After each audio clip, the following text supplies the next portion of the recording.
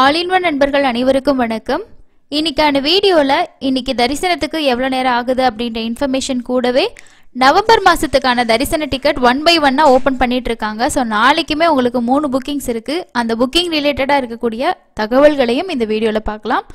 நீங்களும் ரீசெண்டா திருமலைக்கு தரிசனம் போயிட்டு வந்திருந்தீங்கன்னா மறக்காம உங்களோட எக்ஸ்பீரியன்ஸை நீங்க எந்த வீடியோ பாக்குறீங்களோ அதுல ஷேர் பண்ணுங்க.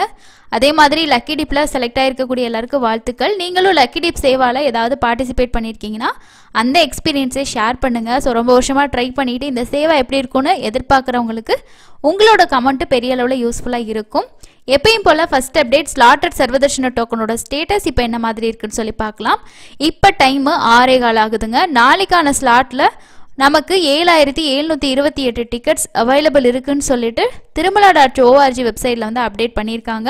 டிக்கெட்ஸ் அவைலபிள் இருக்கு. ஸோ யாராவது வந்து வீக்கெண்ட்ல தர்ஷன் போறீங்க, இப்போ டிராவல் பண்ணிட்டு இருக்கீங்க அப்படின்னா ரயில்வே ஸ்டேஷன் கிட்ட விஷ்ணு நிவாசமும், மெயின் பஸ் ஸ்டாண்ட் கிட்ட ஸ்ரீனிவாசமும், அலிப்பிரி நடைபாதை கிட்ட போறீங்கன்னா அங்க நீங்க பூதேவி காம்ப்ளெக்ஸ்லயும் டோக்கன் வாங்கிக்கலாம். பூதேவி காம்ப்ளெக்ஸ்ல 2 விதமான டோக்கன்ஸ் கொடுப்பாங்க. ஒன்று ஸ்லாட்டட் சர்வதர்ஷன டோக்கன் நீங்கள் பார்க்குறீங்களா பேலன்ஸ் இது. அதே மாதிரி ஸ்ரீவாரிமட்ட நடைபாதைக்கான டோக்கனும் அங்கே கிடைக்கும். இன்னைக்கு வந்து டோக்கன் நமக்கு கொடுக்கப்பட்ட ஸ்டார்டிங் டைம் அப்படின்னு பார்த்தோம்னா 4 மணிக்கு தான், ஈவினிங் 4 மணிக்கு தான் ஸ்டார்ட் பண்ணியிருக்காங்க. க்ரௌடு அதிகமாக இருந்துச்சுன்னா 2 மணி அந்த மாதிரிலாம் கொடுத்துட்டு இருந்தாங்க. இல்லை அப்படின்னா ஒரு 3 மணி 4 மணி அந்த மாதிரி தான் டோக்கன்ஸ் வந்து கொடுப்பாங்க. ஸோ இன்றைக்குமே வந்து பார்த்தோன்னா நம்ம 4 மணிக்கு மேலே தான் டோக்கன் வந்து ஸ்டார்ட் பண்ணியிருக்காங்க. ஸ்லாட்டட் சர்வதர்ஷன டோக்கன் வாங்கணும்னு நினைக்கிறவங்க நீங்கள் இந்த இடங்களில் போய் வாங்கிக்கலாம். ஸோ 5:15 ஸ்டேட்டஸ் படி இதில் என்னென்ன ஸ்லாட் அவைலபிள் இருக்குன்னு சொல்லிட்டு ஒரு சப்ஸ்கிரைபர் ஒருத்தவங்க ஃபோட்டோ எடுத்து ஷேர் பண்ணியிருக்காங்க. அதில் 12,000 டிக்கெட்ஸ் இருந்திருக்கு. ஆனால் இப்போ வந்து 7,000 டிக்கெட்ஸ் தான் அவைலபிள் இருக்குது. தேவைப்பட்டால் கண்டிப்பாக வாங்கிட்டு போங்க. அதுக்கு அடுத்த இன்ஃபர்மேஷன் வந்து புஷ்கரணி குளத்தில் வந்து குளிக்கிறதுக்கு அலோவ் பண்ண ஸ்டார்ட் பண்ணிட்டாங்க. இதில் வந்து பிரம்மோற்சவத்துக்கான அந்த ரெனோவேட் ஒர்க் வந்து போயிட்டு இருந்துச்சு. அதாவது புனரமைப்பு பணிகள் வந்து செஞ்சுட்டு இருந்தாங்க. அதனால பக்தர்களுக்கு குளிக்க தடை அந்த மாதிரி சொல்லியிருந்தாங்க. ஸோ எல்லா வேலையுமே முடிச்சு இப்போ வந்து புஷ்கரணி வந்து பக்தர்கள் குளிக்கிறதுக்கு வந்து ரீஓப்பன் பண்ணிட்டாங்க. அங்க பிரதர்ஷன டிக்கெட் புக் பண்ணியிருக்கிறவங்க நோட் பண்ணிக்கோங்க. அதே மாதிரி நீங்களும் புஷ்கரணியில் புனித நீராடணும்னு நினச்சிங்கன்னா இப்போ ஓப்பனில் தான் வந்து இருக்குங்க. ஸோ அதையும் நோட் பண்ணிக்கோங்க. அதுக்கு அடுத்ததான் இன்னைக்கு தரிசனத்துக்கு எவ்வளோ நேரம் ஆகுதுன்னு பார்க்கலாம். நேத்தெல்லாம் வந்து 65,112 பேர் தான் தர்ஷன் வந்து பார்த்துருக்காங்க. நேரடி சர்வ தரிசனம் வந்து எல்லா கம்பார்ட்மெண்ட்டும் ஃபில் ஆகி கிருஷ்ண தேஜா கெஸ்ட் ஹவுஸ் வரைக்கும் பக்தர்கள் வெளியில் வரிசையில் காத்துட்டு இருக்கிறதா டிடிடி அஃபிஷியலாக சொல்லியிருக்காங்க. ஸோ 24 மணி நேரம் வந்து நேரடி சர்வ தரிசனத்துக்கு ஆகுது. எதனால் இப்படி க்ரௌட் அதிகமாக இருக்கும் அப்படின்னா நேற்று வந்து வியாழக்கிழமைகளில் எப்பயுமே நார்மல் டேஸை விட மற்ற நாள் கொஞ்சம் கூட்டமாக தான் இருக்கும். காரணம் நேத்திர தரிசனம் அப்படின்றதுனால. ஸோ அதனால கூட உங்களுக்கு இவ்வளோ க்ரௌடு இருக்கலாம். ஸோ இன்றைக்கி நாளைக்கு பார்க்கும்போது உங்களுக்கு வந்து க்ரௌடு இன்க்ரீஸ் ஆகுதா இல்லை குறையுதா அப்படின்றத நம்ம ஸ்டேட்டஸ் வந்து அப்டேட் பண்ணுவோம், பார்த்துக்கோங்க. நீங்கள் எஸ்எஸ்டி டோக்கன் வாங்கிட்டு போனீங்கன்னா ஒரு 4லேருந்து 6 மணி நேரம் ஆகலாம். 300 ரூபா தரிசனத்துக்கு 3லேருந்து 5 மணி நேரம் ஆகலாம். ஸோ இதுதான் இன்னைக்கு தரிசனத்துக்கு ஆகக்கூடிய நேரத்துக்கான அப்டேட்டாக இருக்குது. நேற்று வந்து நமக்கு ஆர்ஜித சேவா டிக்கெட் வந்து ஓப்பன் பண்ணியிருந்தாங்க. இந்த ஆர்ஜித சேவாவில் காலையில் வந்து கல்யாணோற்சவம், மூஞ்சல் சேவா, ஆர்ஜித பிரம்மோற்சவம் இதெல்லாமே நவம்பர் மாதத்துக்கு ஓப்பன் பண்ணியிருந்தாங்க. பெரிய லெவலில் எரர் இருந்த மாதிரி இல்லை. நீங்களும் ஏதாவது ஆர்ஜித சேவா டிக்கெட் புக் பண்ணியிருந்தீங்கன்னா கமெண்ட்ஸில் ஷேர் பண்ணுங்கள். உங்களோட குழந்தைக்கு 12 வயசுக்கு கம்மியாக இருக்குது அப்படின்னா அவங்களுக்கு டிக்கெட் தேவையில்லை, அவங்க கூட நீங்கள் கூட்டிகிட்டு போகலாம். இதுவே கல்யாணோற்சவ சேவா டிக்கெட் புக் பண்ணியிருக்கீங்க, உங்கள் குழந்தைக்கு வந்து ஒரே ஒரு பொண்ணோ பையனோ தான் இருக்காங்க, அவங்களுக்கு 12 வயசுக்கு மேலே இருக்குது அப்படின்ற பட்சத்தில் நம்ம ஒரு டிக்கெட் மட்டும் புக் பண்ண முடியாது. அப்படி இருக்கிறவங்க நீங்கள் சேவா அட்டன் பண்ணும்போது நம்ம சுபதம் என்ட்ரியில் சொல்லி அவங்களுக்கு தனியாக நம்ம தர்ஷன் டிக்கெட் வாங்கிட்டு கூட போகலாம். நெக்ஸ்ட்டு வந்து ஆந்திர பிரதேஷில் தமிழ்நாட்டில் இருக்க மாதிரியே பெண்களுக்கு இலவச பேருந்து பயணம் அப்படிங்கிற ஒரு ஸ்கீம் வந்து கொண்டு வந்திருந்தாங்க. இதை பற்றி நம்ம ஒரு வீடியோ வந்து ஷேர் பண்ணியிருந்தோம். நிறைய பேருக்கு என்ன டவுட்டுன்னா இப்போ கீழே திருப்பதியிலேருந்து நம்ம திருமலைக்கு போகிறோம் இல்லையா, ஸோ அந்த பஸ்லையும் நம்ம வந்து பெண்கள் ஃப்ரீயாக போகலாமா, அதுக்கும் அலௌடா அப்படின்ற மாதிரி நிறைய பேருக்கு டவுட் இருந்திருக்கும். ஆனால் ஸ்டார்ட் பண்ணும்போது என்ன சொன்னாங்கன்னா கீழே திருப்பதியிலேருந்து திருமலைக்கு போகக்கூடிய பஸ்ஸில் வந்து இந்த இது கிடையாது அப்படின்னு சொல்லியிருந்தாங்க. ஆனாலுமே ஒரு போஸ்ட் வந்துருந்துச்சு. அதில் என்ன சொல்லியிருந்தாங்கன்னா லேடிஸ்க்கு வந்து கீழேருந்து திருமலைக்கு போகிற பஸ்லையும் வந்து அலௌடு தான்ற மாதிரி சொல்லியிருந்தாங்க. ஆனால் இப்போ ரீசெண்டாக வந்து வந்திருக்கக்கூடிய போக்குவரத்து துறை அமைச்சர் வந்து என்ன சொல்லியிருக்காரு அப்படின்னா திருமலைக்கு இலவச பேருந்து வசதி வந்து இல்லை, ஆனால் மற்ற புனித தலங்களுக்கு செல்லும் பேருந்துகளில் பெண்களுக்கு இலவச பயண வசதி வந்து இருக்குது. தொலைதூர இடங்கள்லேருந்து திருமலைக்கு வரும் பக்தர்கள் திருப்பதியில் வந்து பேருந்துகளை இறங்கிடுறாங்க. காட்சாலையில் வந்து நிற்க அனுமதிக்க முடியாது. திருப்பதியில் பயணிகள் இறங்கினால் பேருந்துகள் காலியாக மலையேற வேண்டும். லட்சக்கணக்கான மக்களுக்கு இலவச பேருந்து பயண வசதியை வழங்கும். அதே வேளையில் திருமலைக்கு செல்பவர்கள் இல்லாத குறித்தும் நாங்கள் யோசித்து வரதா வந்து சொல்லியிருக்காங்க. திருமலைக்கு செல்பவர்களுக்கு இலவச பேருந்து பயணத்தை அனுமதிப்பது குறித்து முதலமைச்சரோட விவாதிப்போம் அப்படின்ற மாதிரி சொல்லியிருக்காங்க. ஸோ அந்த சப்தகிரி பஸ்ஸஸில் வந்து பார்த்தீங்கன்னா அந்த மாதிரி ஆப்ஷன் கிடையாது, நம்ம டிக்கெட் எடுத்துகிட்டு தான் போகிற மாதிரி இருக்கும். மேபி நீங்கள் திருப்பதி டவுனுக்குள்ளே ஏதாவது கோயில்களுக்கு போகிறீங்க, அங்கே லோக்கலில் இருக்கக்கூடிய இடங்களுக்கு நீங்கள் பஸ்ஸஸில் ட்ராவல் பண்ணுறீங்கன்னா லேடிஸ்க்கு வந்து ஃப்ரீ தான். ஸோ அது வந்து ஆந்திராவில் இருக்கிறவங்க தான் போகணும் அப்படின்ற மாதிரிலாம் எதுவுமே சொல்லலை, எல்லாருக்குமே அப்படின்ற மாதிரி தான் சொல்லியிருக்காங்க. ஓகேங்களா? ஸோ நீங்களும் வந்து அங்கே லோக்கலில் ஏதாவது ட்ராவல் பண்ணியிருந்தீங்கன்னா மறக்காமல் கமெண்ட்ஸில் ஷேர் பண்ணுங்கள். ஆனால் வந்து இன்ஸ்டாகிராம்லேயும் வந்து டெலிகிராம்லலாம் வந்திருக்கக்கூடிய ஒரு போஸ்ட்டில் என்ன சொல்லியிருக்காங்கன்னா, திருமலையிலையுமே வந்து இந்த மாதிரி ஃப்ரீ பஸ்ஸு வந்து ஏபிஎஸ்ஆர்டிசி ரன் பண்ணுறாங்க உமனுக்கு அந்த மாதிரி சொல்லியிருக்காங்க. நான் அஃபிஷியலாக எந்த அப்டேட் வரல. சப்போஸ் நீங்கள் போகிற பஸ்ஸில் எதுவும் தெரிஞ்சிருந்ததுன்னா கமெண்ட்ஸில் ஷேர் பண்ணுங்கள்.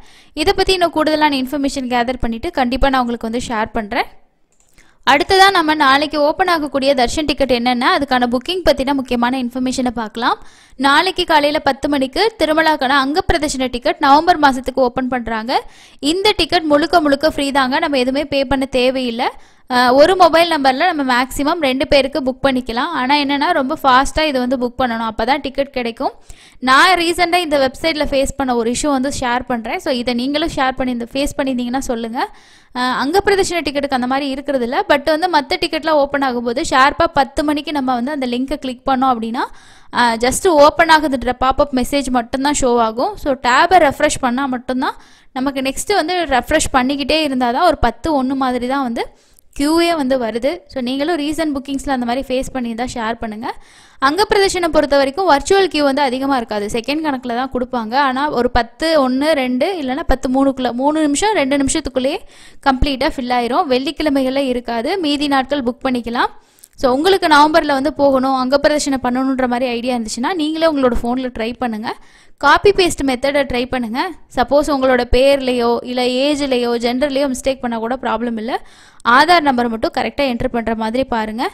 4 பேருக்கெல்லாம் புக் பண்ணணுன்னா 2 மொபைல் நம்பரில் ட்ரை பண்ணுங்கள். ஸோ ஒரு மொபைல் நம்பரில் நம்ம 2 பேருக்கு தான் பண்ண முடியும். இதோட புக்கிங் நாளைக்கு காலையில் 10 மணிக்கு ஓப்பன் ஆகுது. இன்னும் இது ரிலேட்டடாக நிறைய டிப்ஸ் எல்லாம் தெரிஞ்சுக்கணுன்னா நான் ஏற்கனவே நிறைய வீடியோஸ் ஷேர் பண்ணியிருக்கேன். ஸோ ரிப்பீட்டடாக நம்ம அதை பற்றியே வீடியோஸில் ஷேர் பண்ணாலும் உங்களுக்கு வந்து கஷ்டமாக இருக்கும், செக் பண்ணி பாருங்கள்.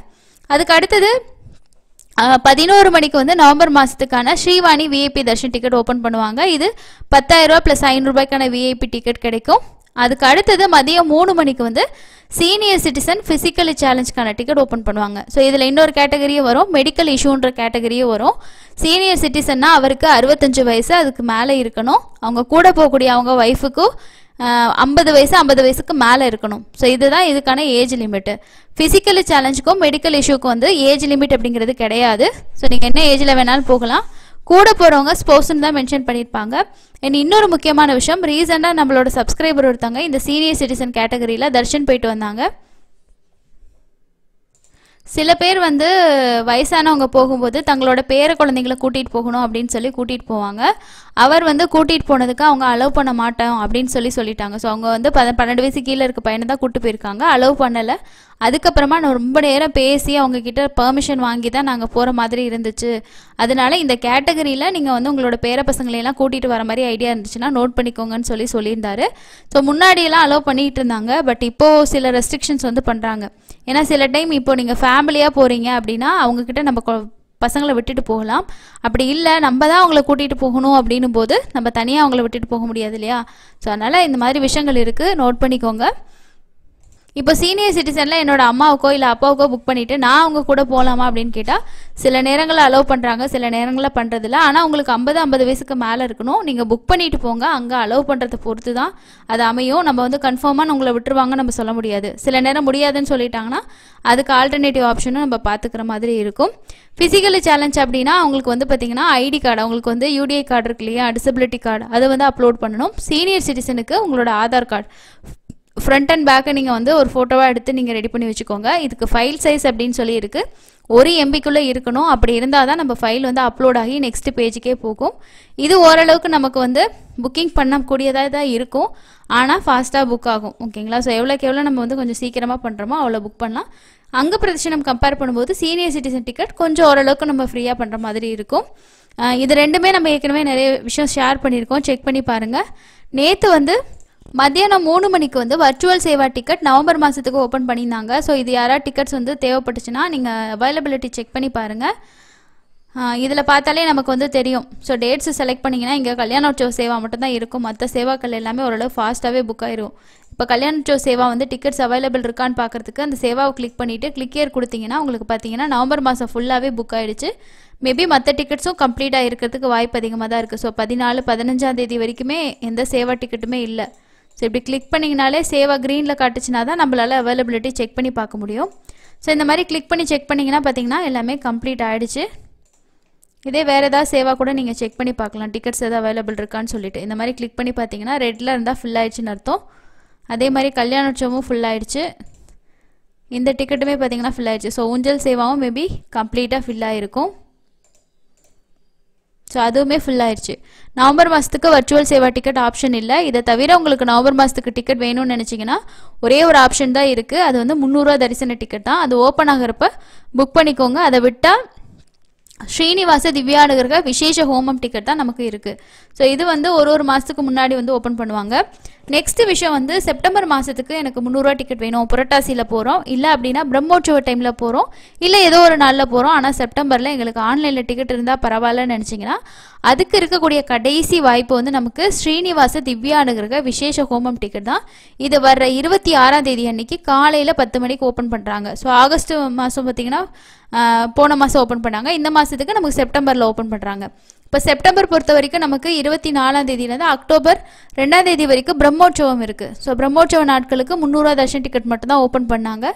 அந்த நாட்கள் வேணால் நீங்கள் பண்ணிக்கலாம். அதுக்கு அடுத்தது வந்து நமக்கு புரட்டாசி மாதம் 17ஆம் தேதி ஸ்டார்ட் ஆகுது. ஸோ உங்களுக்கு முதல் சனிக்கிழமை 2வது சனிக்கிழமைலாம் டிக்கெட் வேணும்னு நினச்சிங்கன்னா இந்த ஹோமம் டிக்கெட் புக் பண்ணுங்கள். ஹோமம் கண்டிப்பாக நம்ம அட்டன் பண்ணணும். அட்டன் பண்ணால் தான் தரிசனமே அலோவ் பண்ணுவாங்க, இல்லைனா நம்ம தரிசனம் பார்க்க முடியாது. அது ஒரு விஷயமும் இருக்குது. ஒரு நாளைக்கு 200 டிக்கெட்ஸ், 2 பேருக்கு 1600 ரூபா. ஸோ இதுதான் இருக்க முக்கியமான அப்டேட்டுங்க. முன்னாடி நான் சொன்ன மாதிரியே 20ஆம் தேதியிலேருந்தே நமக்கு புஷ்கரணி வந்து பார்த்திங்கன்னா திரும்பியும் பக்தர்களுக்கு நீராடுறதுக்கு வந்து ஓப்பன் பண்ணிட்டதா வந்து சொல்லி ப்ரெஸ் ரிலீஸும் கொடுத்துருக்காங்க. அதுக்கு அடுத்ததான் இன்றைக்கி வந்து பிரம்மோற்சவம் டைமில் பக்தர்களுக்கு தங்குமிடம் மற்றும் மற்ற வசதிகள் குறித்தும் ஒரு டிடிடிஓ வந்து பார்த்திங்கன்னா ஒரு கூட்டத்தை வந்து நடத்தியிருக்காங்க. இதில் பிரம்மோற்சவ டைமில் பக்தர்களுக்கு செய்ய வேண்டிய தங்குமிடம் மற்ற வசதிகள் குறித்தும் இந்த கூட்டத்தில் வந்து பார்த்திங்கன்னா ஆய்வு செஞ்சுருக்காங்க. லட்டு கவுண்டர், அதே மாதிரி அன்னப்பிரசாத வளாகத்தில் வந்து வெயிட் பண்ணுறது, இந்த மாதிரி அவங்களோட நேரத்தை கருத்தில் கொண்டு கூடுதலான விஷயங்களை செய்யணும் அப்படின்ற மாதிரி சொல்லியிருக்காங்க. தங்குறதுக்கான நிறைய பார்த்தோம் அப்படின்னா ரூம்ஸ் எல்லாம் கம்மியாக தான் இருக்குது. ஸோ அப்படி இருக்கும்போது அந்த பிரம்மோற்சவ டைமில் வரக்கூடிய பக்தர்களுக்கு என்னென்ன மாதிரி விஷயங்கள்லாம் பண்ணலாம் அப்படின்ற மாதிரி தான் வந்து இதில் டிஸ்கஸ் பண்ணியிருக்கிறதா ஒரு ப்ரெஸ் ரிலீஸ் கொடுத்துருக்காங்க. அதே மாதிரி திருமலையில் நடக்கக்கூடிய பிரம்மோற்சவத்துக்கான ஏற்பாடுகள்லாம் எப்படி நடந்துட்டுருக்கு அப்படின்னு சொல்லிட்டு ஈயோ வந்து ஒவ்வொரு இடங்களாக போயிட்டு பார்த்தீங்கன்னா இன்ஸ்பெக்ஷன் பண்ணியிருக்காங்க. மாட வீதி மற்ற ஏற்பாடுகள்லாம் எப்படி போகுதுன்ட்டு. ஏன்னா அடுத்த மாதம் பிரம்மோற்சவம் இல்லையா, ஸோ அதுக்கு வந்து இப்போது டைம் கம்மியாக இருக்குன்றதுனால எல்லா அரேஞ்ச்மெண்ட்டுமே இப்போ 1 by 1 ஸ்டார்ட் பண்ணிடுவாங்க, எல்லா ஒர்க்கும் பண்ணுவாங்க. ஸோ அந்த 9 நாள் பிரம்மோற்சவம் முடிஞ்சிச்சுன்னா கண்டிப்பாக ட்ரை பண்ணி பாருங்கள். இதுதான் இன்றைக்கான முக்கியமான அப்டேட். அடுத்து இன்னொரு யூஸ்ஃபுல்லான அப்டேட்டில் மீட் பண்ணலாம். தேங்க்யூ.